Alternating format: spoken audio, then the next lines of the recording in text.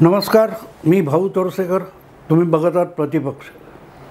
मित्रांनो, काल म्हणजे 3 ऑक्टोबरला अचानक दिल्लीतल्या एका इंटरनेटवरच्या पेपरला म्हणजे वृत्तपत्राला, पोर्टल ज्याला म्हणतात, न्यूज क्लिक, त्याच्याशी संबंधित 30-35 लोकांवर धाडी पडल्या. त्यामध्ये रोजच्या रोज भाजप आणि नरेंद्र मोदी यांच्या नावाने शंख करणारे असे 7 पत्रकारांचा त्यात समावेश आहे. आणि त्यामुळे इतर पत्रकार जे स्वतःला पुरोगामी म्हणतात आणि सतत फक्त काँग्रेसचा प्रचार करत असतात, भाजपला शिव्या घालत असतात, अशा अनेक पत्रकारांची कडी पातळ झाली आहे. आणि त्यामध्ये तुम्हाला अर्थातच माहिती आहे, राजदीप सरदेसाई याच्यासारखा सगळ्यात विकाऊ पत्रकार दुसरा कोण नाही. त्या सुशांत सिंग राजपूत प्रकरणामध्ये ती रिया चक्रवर्ती नावाची दुय्यम दर्जाची अभिनेत्री, तिच्यावर आळ आला होता, तर तिची सफाई द्यायला दिल्लीहून चार्टर विमानाने मुंबईत आलेला राजदीप सरदेसाई तुम्हाला आठवत असेल. कशी बिचारी सगळे टपले छळण्याला अशा पद्धतीत त्या रिया चक्रवर्तीला पेश करण्यासाठी इंडिया टुडे नावाच्या वाहिनीवर आणि आज तक या वाहिनीवर तिला दाखवण्यासाठी राजदीप धावत धावत त्या लॉकडाऊनच्या काळात चार्टर विमान करून मुंबईला आला होता. एवढा खर्च राजदीप सरदेसाई करू शकतो? सांगा मला मित्रांनो. तर असा राजदीप सरदेसाई, त्याच्यासोबत इतरही आहेत काही, अजित अंजुम वगैरे, तो आशुतोष वगैरे असले पत्रकार जे स्वतःला मुक्त पत्रकार किंवा स्वतंत्र पत्रकार म्हणवतात आणि उठसूट फक्त काँग्रेसची पायरी झिजवत असतात, मोदींना शिव्या घालत असतात. अशा सगळ्या पत्रकारांना अचानक घाम फुटलेला आहे. राजदीप सरदेसाईने तर अकांड तांडव, रुदाली झाल्यासारखं रडणं सुरू केलं. काही पुरावा असेल तर समोर आणा, त्यांच्याविरुद्ध FIR आहे का? अरे वा. अर्णब गोस्वामीला जेव्हा अटक झाली तेव्हा यापैकी कोणीही पुढे आलेलं नव्हतं. अगदी ज्याला एडिटर्स गिल्ड, संपादकांची संघटना आहे, त्यांनी पण पोलिसांनी, सरकारने नियमांचं पालन करावं वगैरे वगैरे म्हटलं आहे. अरे इतके का घाबरलेत? राहुल गांधींना ऐकताना अगत्याने आणि राहुल गांधींची चमचेगिरी करताना काय म्हणाले होते राहुल गांधी काल परवा त्या नव्या संसद भवनाच्या लोकसभेत बोलताना? डरो मत, डरो मत. काय बोलत होते राहुल गांधी? डरो मत, डरो मत. अरे भाजपवाले तुमच्यावर तुटून पडले काँग्रेसवर, तर राहुल गांधी म्हणतात डरो मत, डरो मत. मग आता कोणाला घाम फुटलाय? राहुल गांधी या अजित अंजुम किंवा राजदीप सरदेसाई यांचा घाम पुसायला आलेले नाहीत का अजून? अरे अजून आत्ता नुसतं ताब्यात घेतलंय, चौकशीसाठी अटक वगैरे काही झालेलं नाही. तेवढ्यात आटापिटा किती सुरू आहे. जे सो कॉल्ड एडिटर्स गिल्ड वगैरे आहे, त्यांनी अर्णब गोस्वामीच्या अटकेनंतर अगदी त्याला फिजिकली उचलून नेलं, फरफटत उचलून नेलं, तेव्हा उच्चारला नव्हता. ते एडिटर्स गिल्ड आहे, जे या पत्रकारांना नुसतं चौकशीसाठी ताब्यात घेतलं आहे तर धाय मोकलून रडायला लागलेत. आणि त्याचं कारणही मित्रांनो, कारण आहे की ज्या दिशेने कारवाया चालू आहेत त्यातून कळतंय की हे आपल्यापर्यंत येऊन पोहोचणार आहे. जे पैसे खाऊन पत्रकारिता करतात, आपल्या तुंबड्या भरण्यासाठी मोदी विरोधात आणि देशाच्या विरोधात वाटेल त्या खोट्या बातम्या चालवतात, एवढीच ज्यांची ख्याती आहे, आणि गोल्डन जर्नलिझम करणाऱ्या इंडिया टुडेला सुद्धा ज्या राजदीप सरदेसाईला 15-20 दिवस ऑफ द एअर करावं लागलं होतं कारण त्यांनी धडधडीत खोटी बातमी दिली होती, आज ज्या पत्रकारांना जबानीसाठी ताब्यात घेतलं आहे त्यांच्याविरुद्धचा FIR मागणाऱ्या राजदीप सरदेसाईने किसान आंदोलनामध्ये निदर्शक बेताल झाले आणि एका निदर्शकाने पोलिसांना झुगारून बेफाट ट्रॅक्टर चालवला आणि तो उलटला आणि त्याखाली तोच जखमी झाला, तर त्याच्यावर गोळ्या झाडल्या असा धडधडीत खोटा आरोप राजदीप सरदेसाईने केला. त्यामुळे त्याला वाहिनीचा सल्लागार संपादक असतानासुद्धा 15 दिवस तब्बल ऑफ द एअर केलं होतं. याला चॅनेलवर दाखवायचा नाही इतकी धडकी इंडिया टुडेला भरली होती. इतका सर्टिफाईड खोटारडा. पत्रकार कोण असेल, साक्षीदार कोण असेल, तर त्याचं नाव आहे राजदीप सरदेसाई. आणि त्याला घाम फुटलाय. का घाम फुटलाय?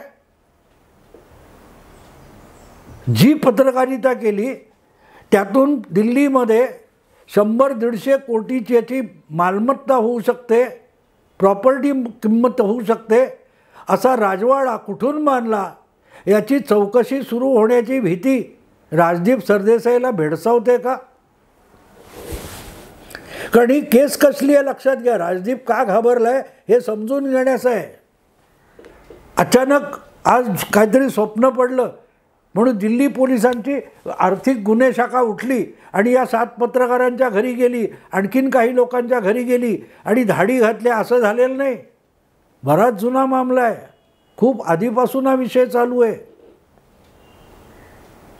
परदेशी पैसा घ्यायचा आणि भारताला आणि भारत सरकारला बदनाम करून भारतातील राजकीय सामाजिक वातावरण बिघडवण्यासाठी ढवळाढवळ करत बसायचं, एवढंच काम करण्यासाठी ज्यांना परदेशातून पैसे मिळतात आणि प्रामुख्याने परदेशी शत्रूंकडून पैसे मिळतात त्यांच्याविषयीचा मामला आहे.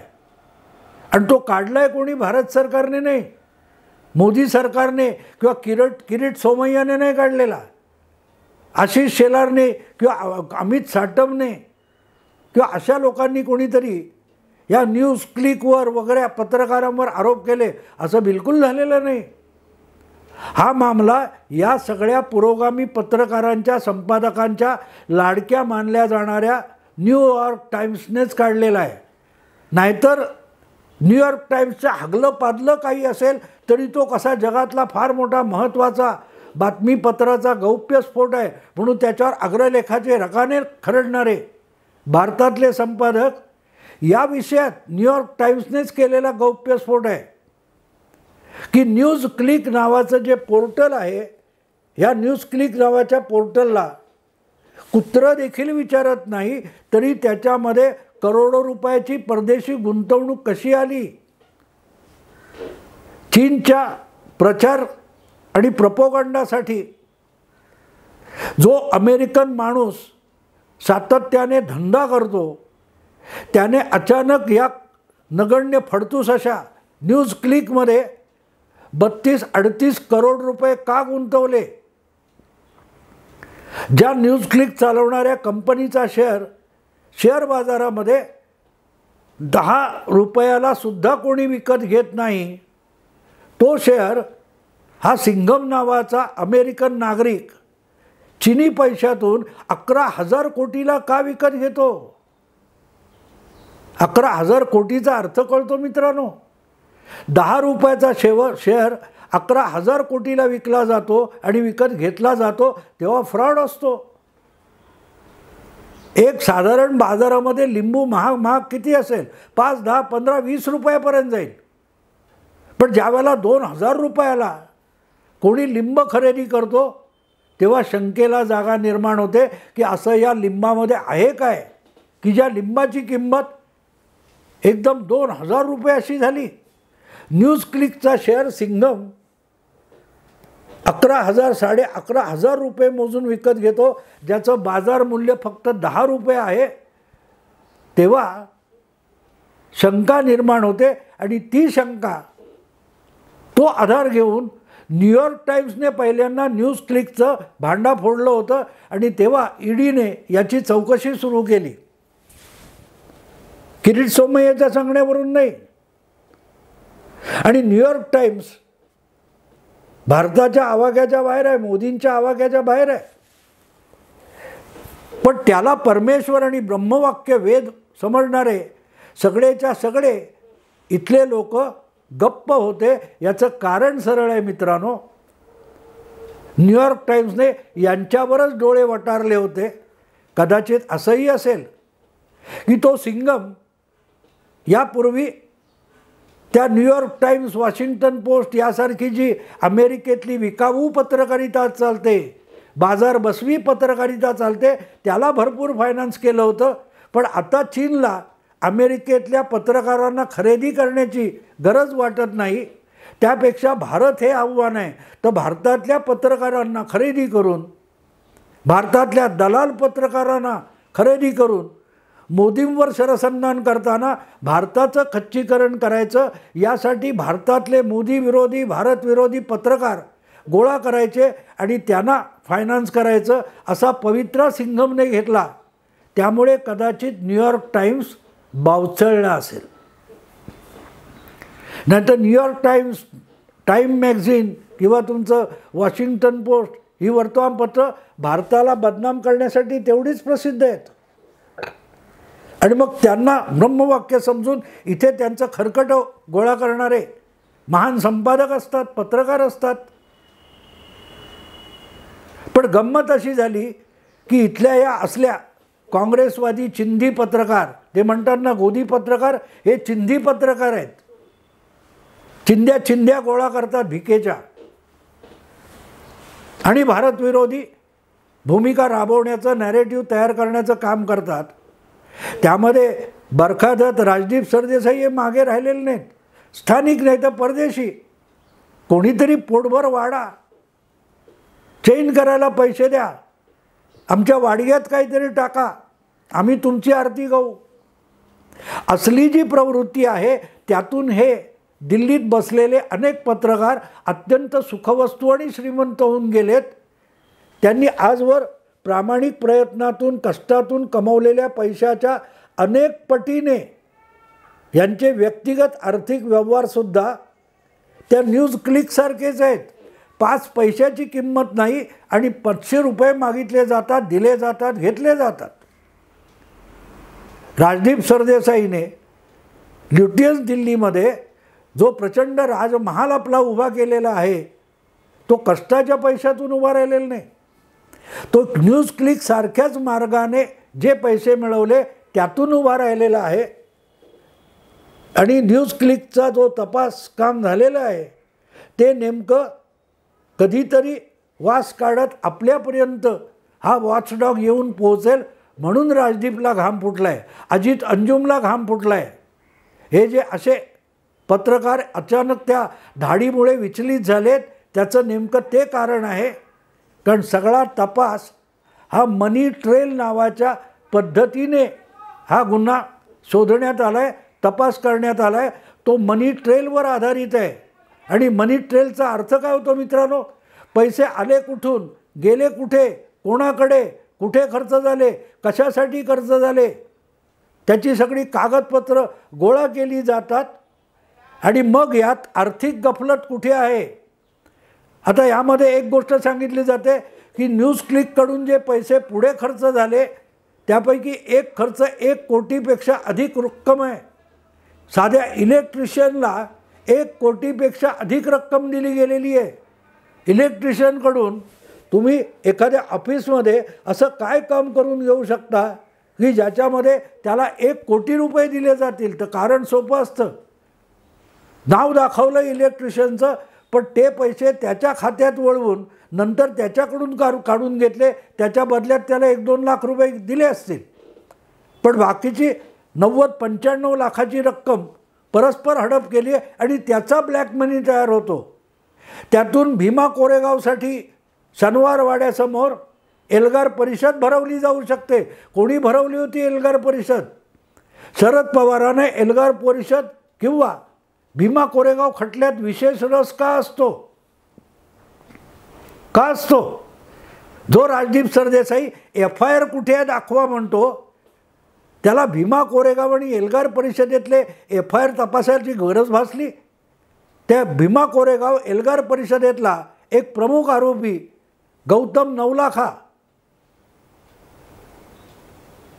आहे ना, तो आता न्यूज क्लिकमध्ये पण आहे. न्यूज क्लिककडून 9 लाखाकडे पैसे आले. मग ते 9 लाखाकडून पैसे एल्गार परिषदेसाठी गेले होते का? भीमा कोरेगावमध्ये दंगल पेटवण्यासाठी गेले होते का? किती धागेदोरे असतात बघा मित्रांनो. आणि हे सगळे धागेदोरे जुळवून कोर्टात उभे करावे लागतात, तेव्हा एखाद्याला आरोपी ठरवता येतो. नुसतं 50 खोके एकदम ओके घटनाबाह्य असले आरोप करून काही सिद्ध होत नसतं. पण ते आरोप कोर्टात सिद्ध करणं किती जटिल असतं ते तुमच्या लक्षात येईल. आणि म्हणून ह्या सगळ्या प्रकारामध्ये मनी ट्रेल, हे पैसे कुठे गेले, कोणाकडे गेले, कसे गेले. आता दुसरं प्रकरण आलंय ना, सबसे कट्टर ईमानदार केजरीवाल यांचा उजवा हात मनीष सिसोदिया याच्या सहाय्यकाने माफीचा साक्षीदार व्हायचं कबूल केले. त्या सगळ्या शराब घोटाळ्यामध्ये ज्या तेलंगणाची लिंक आहे, त्या तेलंगणातल्या काय आंध्रमधल्या कुणा खासदाराचा मुलगा पण माफीचा साक्षीदार होतोय. पण हे शोधण्यामध्ये वर्ष जात असतात. या खात्यातून त्या खात्यात, त्या खात्यातून त्या खात्यात, त्या खात्याचा माणूस कोण, त्याचा पत्ता कुठला. अनेकदा पैसे येतात जातात आणि जेव्हा तुम्ही शोध घ्यायला जातात तेव्हा त्या पत्त्यावर तो माणूस नसतो, ते कार्यालय नसतं, ती कंपनी पण नसते.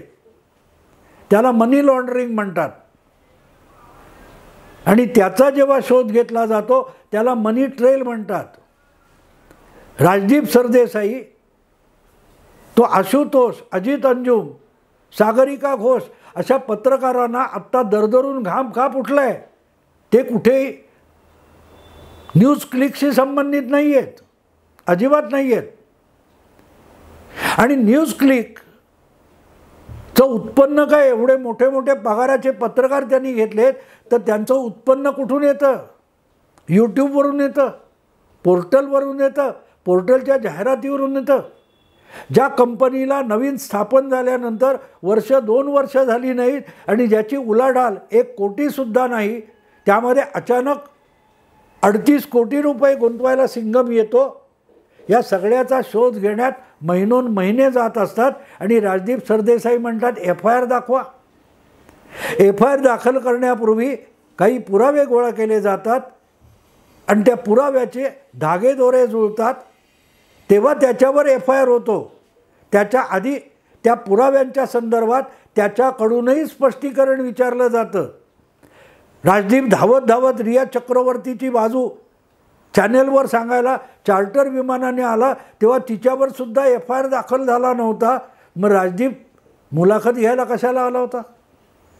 मुद्दा असा आहे की राजदीप किंवा तत्सम जे ल्युटियन्स दिल्लीतले मोदीच्या विरोधामध्ये, भाजपच्या विरोधामध्ये सातत्याने रान पिकवून उठवून दिशाभूल करत राहिलेले आहेत, अशा लोकांना आता भीती वाटते की आपण केलेलं काम, आपण केलेल्या नोकऱ्या आणि आपल्याला मिळालेलं अधिकृत उत्पन्न यापेक्षा आपल्या नावावर दिसणाऱ्या मालमत्ता यांच्या हिशोबाची सांगड कशी घालायची याची भीती आहे. आणि त्याचा घाम फुटला आहे. कारण न्यूज क्लिकला जो जट्ट्या बसलाय तो मनी ट्रेल तपासातून बसलाय. आणि अशा मनी ट्रेल शोधत गेले तर त्यात अजित अंजुमपासून राजदीप सरदेसाई, बरखा दत्त अनेकांच्या टांगा फसणार आहेत, अनेकांच्या शेपट्या अडकणार आहेत. जेव्हा राजदीपला घाम का फुटलाय त्याचं उत्तर तुम्हाला कळेल. तो नाही, त्याच्या बायको सागरिका घोष, तिने सुद्धा ह्या सगळ्या ह्याच्याबद्दल, अरे तुम्हाला पत्रकारितेबद्दल इतकी आस्था असती तर अर्णबच्या अटकेवर सुद्धा तुम्ही काहूर माजवलं असतं. पण एक तर तुम्ही गप्प बसलात किंवा अटक करा म्हणून त्याचं समर्थन केलं, तेव्हा तुम्ही पत्रकारितेचा दावा करण्यात काही अर्थ नाही. तुमचे मुखवटे फाटत आहेत, तुमच्या चोऱ्या समोर येत आहेत आणि पोलीस आपल्यापर्यंत येतील का ही जी भीती असते ना चोराच्या मनात चालणं, तसं राजदीपसारखे पत्रकार, जवळजवळ सगळे पत्रकार आता पुढला आठवडाभर तरी या न्यूज क्लिक प्रकरणातून ऊर बडवत बसल्याशिवाय दुसरं काही करू शकणार नाहीत. मित्रांनो, आत्ता इथे थांबतो. आपल्याकडच्या मराठीतल्या अशा पुरोगामी पत्रकारांपर्यंत ही मनी ट्रेल कधी पोचतो याची प्रतीक्षा करूया. आवडलं तर लाईक करा, शेअर करा, सबस्क्राईब करा. नमस्कार.